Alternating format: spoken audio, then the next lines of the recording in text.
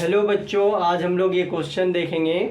Structure of item का है ये, जो आईआईटी जेईई मेंस का 13 अप्रैल फर्स्ट शिफ्ट का 2023 का पूछा हुआ क्वेश्चन है। ये स्ट्रक्चर ऑफ आइटम का क्वेश्चन है मेरे पास। ये क्वेश्चन बैंक है PYQ का, ये हमने इससे लिया है। इसमें क्वेश्चन नंबर 3 दिया है। ये जो मेरे पास 22 साल का क्वेश्चन बैंक है, इससे हमने लिया है। ये 2023 का है। देखते हैं क्या कहता है। स्ट्रक्चर ऑफ आइटम का क्वेश्चन बोलता है the energy of an electron in the first Bohr orbit, ये बोर्स थ्योरी का क्वेश्चन है, of hydrogen atom is -2.18 into 10⁻⁻18 joule. मतलब हाइड्रोजन के फर्स्ट ऑर्बिट का एनर्जी इतना है, तो it's energy in the third Bohr orbit, तो थर्ड बोर ऑर्बिट का एनर्जी क्या होगा देखते हैं। तो बोर्स ने एनर्जी दिया है, ऑर्बिट का एनर्जी क्या है इसका फॉर्मूला, तो En equal to -2.18 into 10⁻⁻18 Z square by n square electron volt, ये Z square by n square joule per atom, joule per atom, ये हमारा फॉर्मूला है।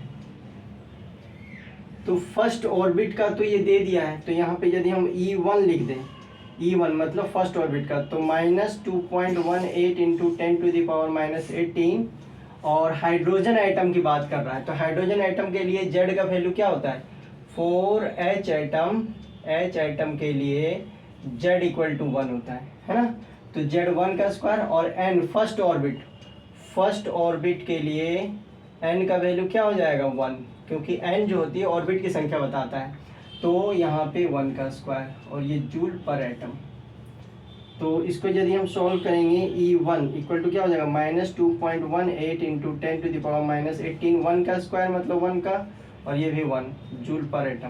तो इसको हम फाइनली क्या लिख सकते हैं, E1 मतलब energy of first orbit of hydrogen atom 2.18 minus में 10⁻⁻18 जूल पर एटम, ये हमारा दे दिया है। अब बोल रहा है थर्ड ऑर्बिट का क्या होगा, थर्ड ऑर्बिट, फॉर थर्ड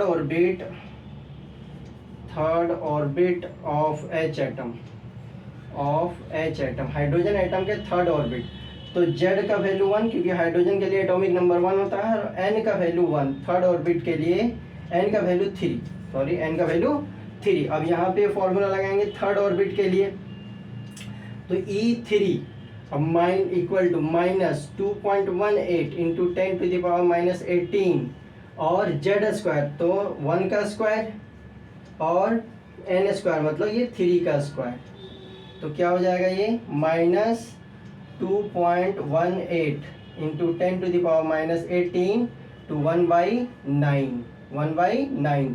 अब ये तो फर्स्ट ऑर्बिट का दिया हुआ था, तो ये कितना गुना हो गया हमारा 1/9 टाइम्स, 1/9 टाइम्स। तो option b is correct, option b is correct. -2.18 into 10⁻⁻18 में कितना आ रहा है ये 1/9 टाइम्स। तो इस तरह से 1/9 of this value, answer b is correct option.